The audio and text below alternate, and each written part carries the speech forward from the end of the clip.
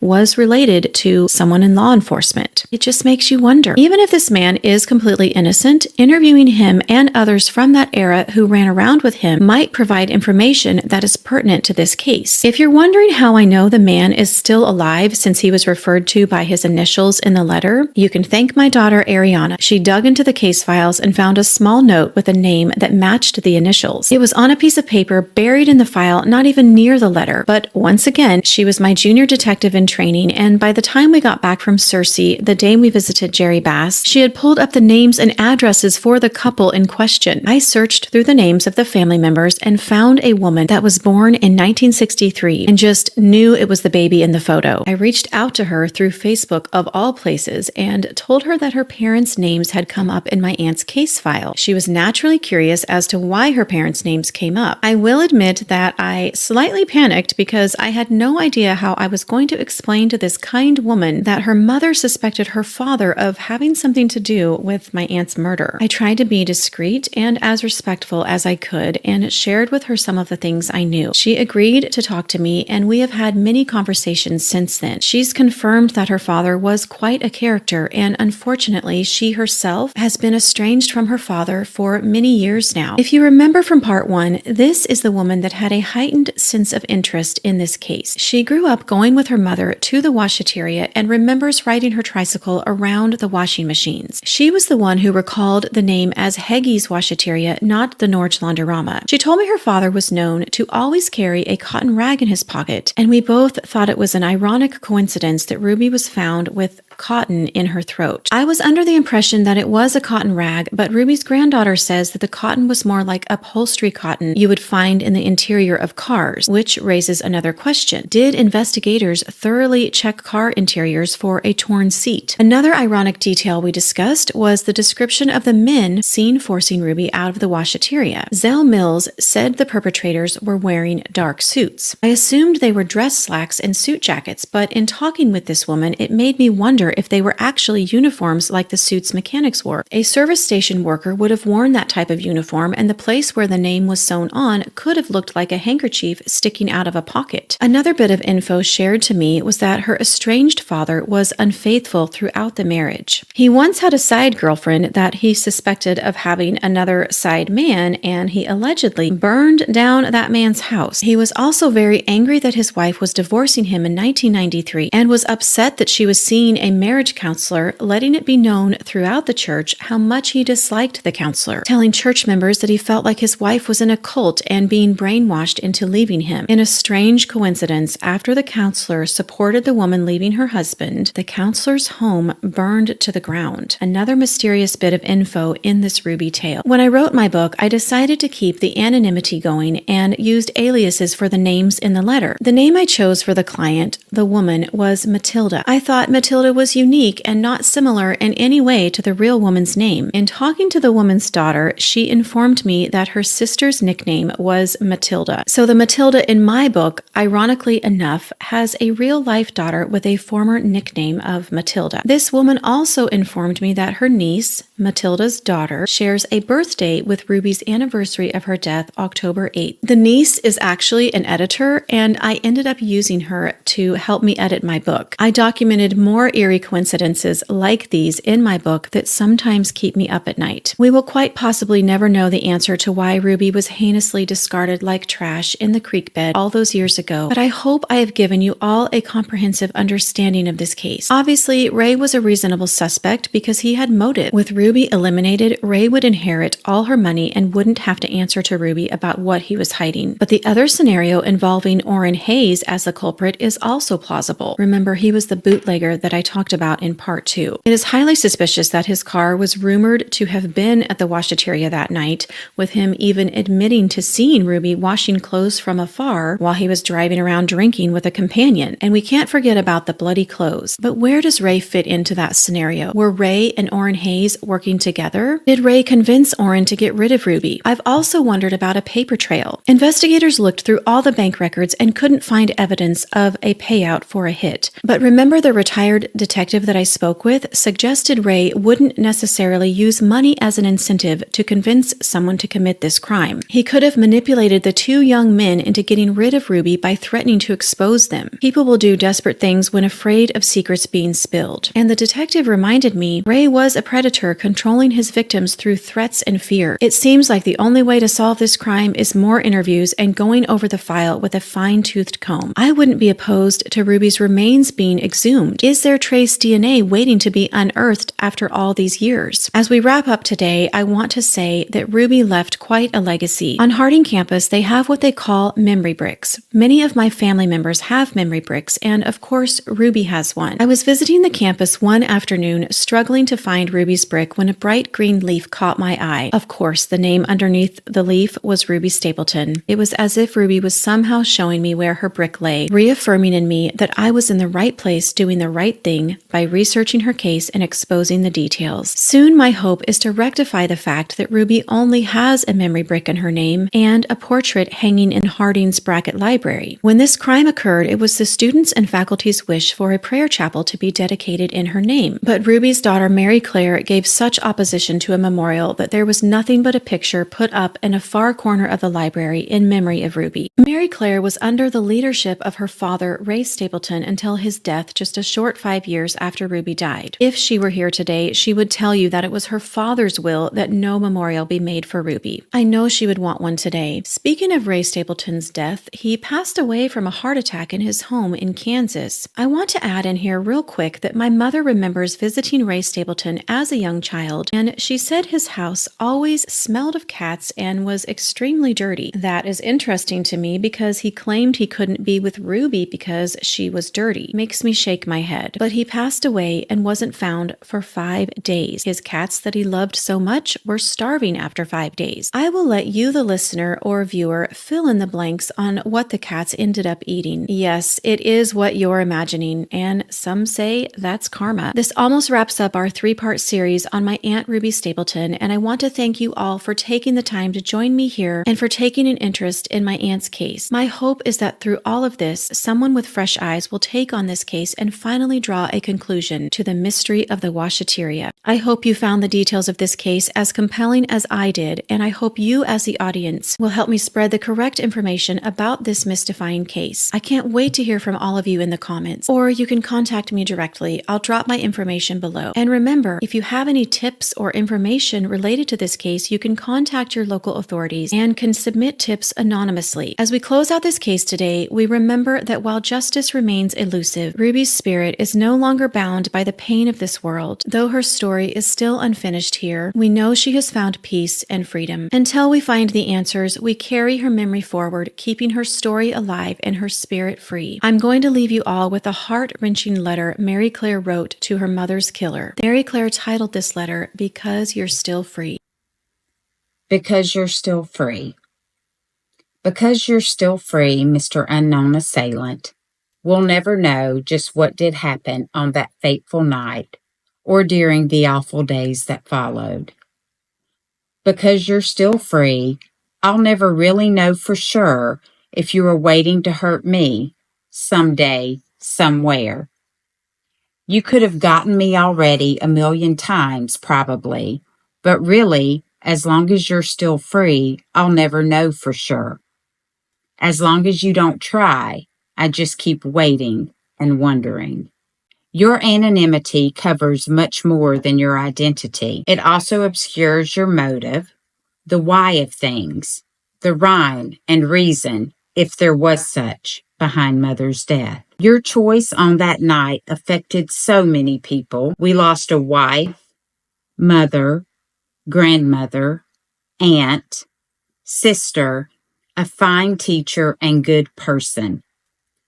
The world was left with a little less light than before. And not only was this good person gone suddenly from all of us, but also all of the tomorrows that we would have shared were swept away. We were not through with making memories, but inevitably we had to be, because it was all over so fast and we had no choice at all. That really was not fair because you had your choice and exercised it. But then life is not fair, and not everything comes out even for everybody. Contrary to what some would think, I do not hate you. That is almost so impossible as to be ridiculous. How could I hate a faceless blur that has no name? I feel a grim anxiety about you. I wonder who you are and what you think, if you're still alive, if you're mentally sound. But you are so intangible that it is impossible for me to hate you, although I really do hate what you did. Why? Why?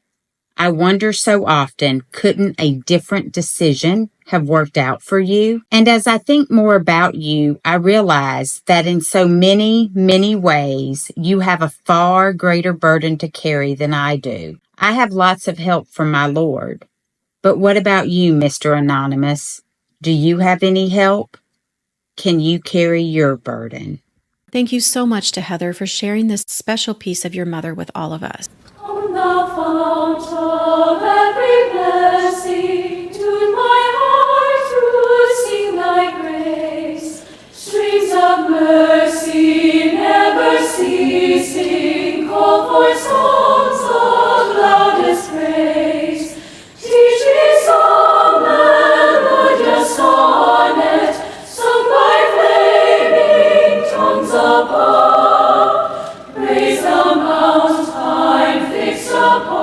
Janie Jones said it best in her AI Magazine article about my aunt's mystery titled Most Likely to Be Murdered. This case is going to need someone as devoted to the memory of Ruby Stapleton as she had been to her alma mater to solve this mystery. I, for one, am devoted to finding answers, and I hope more will join me in my quest. Thank you all for being here today, and please stay safe out there. Until next time, Crime Babes.